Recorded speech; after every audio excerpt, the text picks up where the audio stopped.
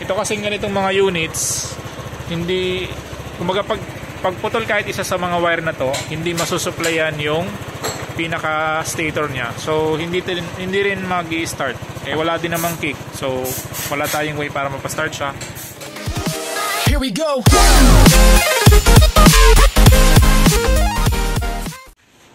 Okay, so PCX 150 odometer. Yan ang odometer nito. 51,065. Yan, so ang issue hindi nag-i-start. Yan, so paano ba mabilis na pag-check kung saan kayo magto-troubleshoot? Simple lang. Kasi para mag-start to, kailangan na gumana muna yung switch dito sa brakes and then sa starter. Okay, so ngayon, Ray, pa-press daw kang brakes, Ray. Ray, pa-press daw kang brakes. Ayan. So pag pinipress ko dito, gumagana yung starter relay.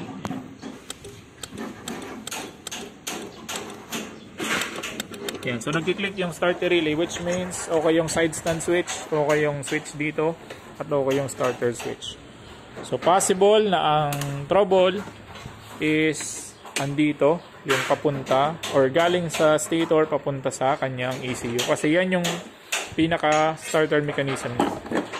So ang gamit nito is same ng sa Aerox, which is yung AC gen or smart motor generator. So same concept lang naman yung ginagamit nila. So titignan natin. History lang, I think magto 2 years na, or yes, magto 2 years na, more than 1 year na. Dinala ito sa amin dito. Tapos ang naging sira is yung socket papunta dito sa may ECU. So yan yung i-check natin ulit. Kasi bumili sila ng replacement na sockets. Kaso lang nga hindi natin sure yung quality. Though sinabihan naman namin si customer na possible bumalik pa rin yung issue. So ngayon yun ulit yung i-check natin. Kasi nga bilhin nila is replacement ng medyo manipis yung socket. So baka nasunog ulit. Okay. Ayan. So binabaklas ngayon ni Ninong Rai tsaka ni John. So mamaya titignan natin. Pagbaklas naman ng PCX, kahit yung sa 160, of course galing dito sa pulihan bago tayo makapagbaklas dito sa unahan. Okay, so ayan, baklas na natin yung kaha. And ito yung dating ni-repair namin dito. Okay. Okay, so intact pa tong isang socket. Goods pa siya. Itong sa kabila. Ayan, ito yung inayos na namin dati. Ayan. So, ito umaalog yung isa, oh. Kaya siguro wala siyang, kaya siguro hindi umaandar. No? Ayan. Uy, mukhang putol, no? So, try natin tanggalin. Okay. Ayan, so may fit. Okay, so ayan, natanggal na natin. Ayan.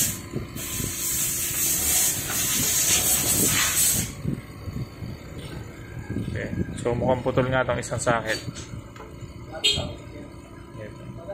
Ayan. Ayan, so naputol nga. Ayan. So, I think ito yung dahilan kung bakit hindi siya umaandar, no? Kasi naputol na yung connection dito. Okay, or maybe nag-init na naman to, nagkaroon ng corrosion, kaya ayan. Kaya naputol yung connection dito. So, gagawin natin dito is idudugtong muna natin ulit, tapos try natin paandarin. Okay. Yan, so bago pala natin palitan muna ng socket, i-testing muna lang muna natin, no? Kung doon talaga yung problema. Ang gagawin ko lang is ito, binalik ko nga yung socket. Tapos, di ba putol na tong wire na to? Ayan. So yun na putol. Ididiin ko lang siyang ganyan. Tapos try natin i-start. Try start mo daw, Ray. Ayan. Okay, go. Ayun, nag-start na. Okay na.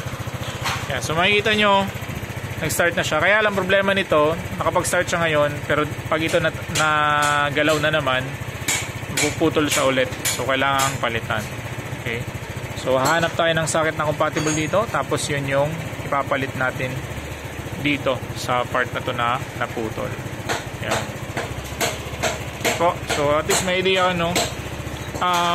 Ito kasing ganitong mga units, hindi, kumbaga pagputol kahit isa sa mga wire na to, hindi masusupplyan yung pinaka stator niya. So hindi rin mag-i-start. Wala din namang kick. So wala tayong way para mapa-start siya.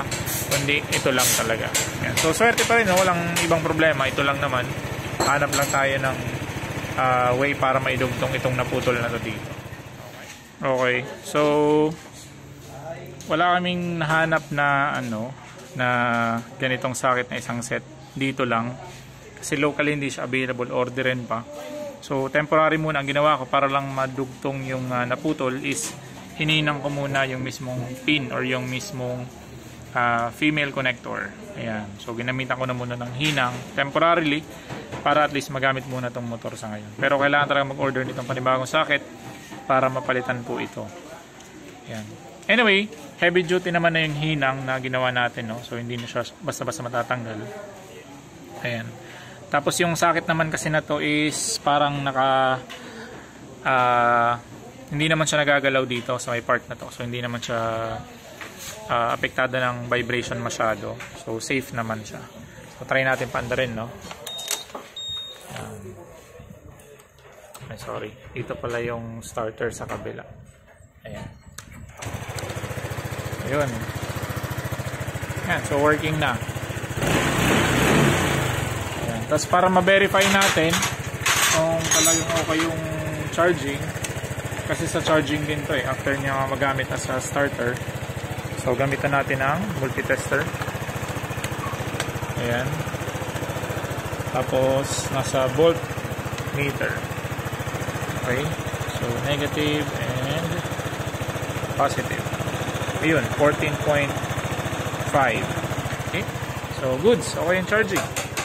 And syempre papakiramdaman din natin kung hindi umiinit. Hindi naman.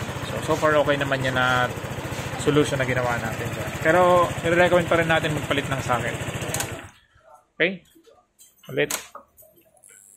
Ayan, start. Ayan. Okay, so recommend pa rin natin magpalit ng socket. Pero for now, para magamit yung motor, ito na muna yung gagawin natin. Then papalitan na lang natin kapag nakabili na ng panibagong socket. Okay? So problem solved na tayo dito sa PCX. Nakabalik na lang ng kaha. I hope meron kayong tutunan na kapag no crank, no start, pero nagkiklik yung starter relay, ang gagawin nyo is mag-check kayo ng linya mula doon sa stator. Okay, so yung galing dun sa loob ng stator, which is palabas ito na papunta dito sa ECU kung walang putol. Okay, again, this is Emil Cosum. God bless po sa inyong lahat. Ride safe and peace.